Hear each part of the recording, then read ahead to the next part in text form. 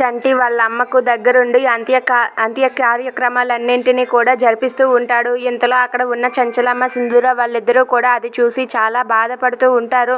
ఇక చంటి అయితే వాళ్ళ అమ్మకు ఆ కార్యక్రమాలన్నింటినీ కూడా దగ్గరుండి జరిపిస్తూ ఉంటాడు. అలా తనైతే కుండని పట్టుకొని చుట్టూరా తిప్పి అక్కడే అలా పడేస్తాడు. ఇక అక్కడ ఉన్న అతను అయితే చితి అంటించడానికి నిప్పుని ఇస్తాడు. ఇక దాంతో అక్కడ ఉన్న చంటి అయితే ఆ నిప్పుని తీసుకొని వాళ్ళ అమ్మని అయితే తగలబెట్టేస్తూ ఉంటాడు. అది చూసి చంటి అయితే చాలా బాధపడుతూ ఉంటాడు.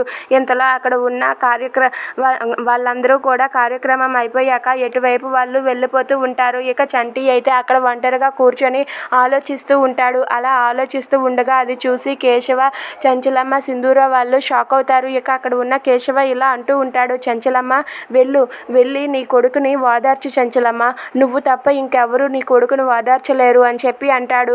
దాంతో అక్కడ ఉన్న సింధూర కూడా అవునత్తమ్మ, మీరు వెళ్ళి ఓదార్చితే చంటి బాధ కొంచెమైనా తగ్గుతుందేమో, వెళ్ళండి అని చెప్పి అంటూ ఉంటుంది.